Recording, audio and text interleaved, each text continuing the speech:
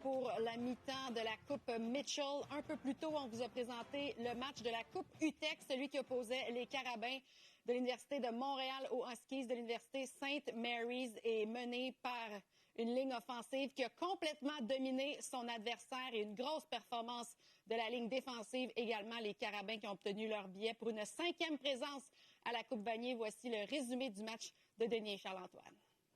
Saskatchewan qui mène présentement 14-1 après une demi. On va faire une courte analyse de ce qui s'est passé en première. Et je sens vraiment les Huskies de la Saskatchewan affamés. On le sait, ils souhaitent retourner à la Coupe Vanier et surtout terminer le travail qui a été commencé depuis plusieurs années. Ils ont perdu leurs 6 dernières présences à la Coupe Vanier et j'ai comme l'impression que là, on est vraiment en mission de leur côté. Oui, ils ont des vétérans de 5e année qu'ils ont déjà perdu 2 fois. Je pense qu'ils savent que ce match-là s'en vient chez eux. D'avoir un match extrêmement serré, là, c'est quelques petits jeux qui font la différence. Et le retour pour un toucher nous met ça à 14-1 parce que sinon, les deux offensives et défensives qui se comparent, on est à 7-1, un match très serré. Oui, absolument. Non, écoute, ça sera tout le Québec-Montréal contre l'entièreté de la province de Saskatchewan. Donc, ça va être une belle semaine de football, on dirait. Oui, on dirait bien.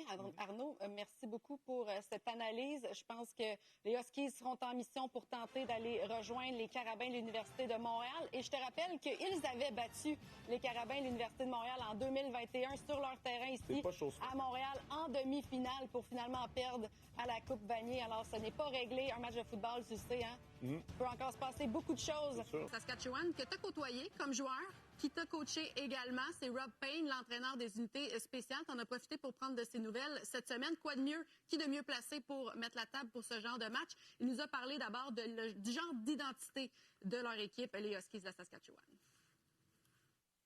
C'est fun, en fait, d'entendre ça de Rob, parce que c'est un peu ça qu'on remarque, hein? C'est Scott Furry, depuis qu'il est à la barre de cette équipe-là. On voit beaucoup de belles choses. On voit un règne s'installer, une stabilité s'installer.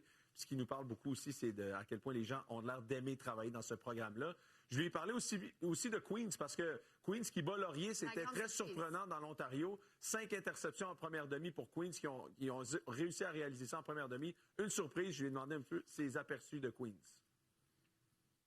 Queens, en l'occurrence, il faut comprendre à la maison. Non, c'était notre question d'après. En fait, je lui avais demandé, écoute, je veux pas mettre la charrue devant les bœufs nécessairement là-dedans, mais est-ce que tu as déjà recommencé à regarder les Carabins? On sait que les entraîneurs, souvent, dans la dernière période de la semaine, ne le disent pas aux joueurs, mais commencent à préparer la semaine d'après. Donc, je lui ai demandé, est-ce qu'ils ont commencé à regarder les Carabins? Effectivement, ils ont commencé à les regarder. Donc, c'était la question que je lui ai demandé. Tout le monde redoute un peu le RSEQ, hein, à quel point la puissance du RSEQ, les joueurs, le recrutement, le talent, l'âge aussi des joueurs. Donc, clairement, ça sera un gros défi pour eux autres. Et Queens aussi, l'élément de réponse, c'est que c'était pas tant surprenant à leurs yeux que Queens se rende jusque-là. Beaucoup de talent du côté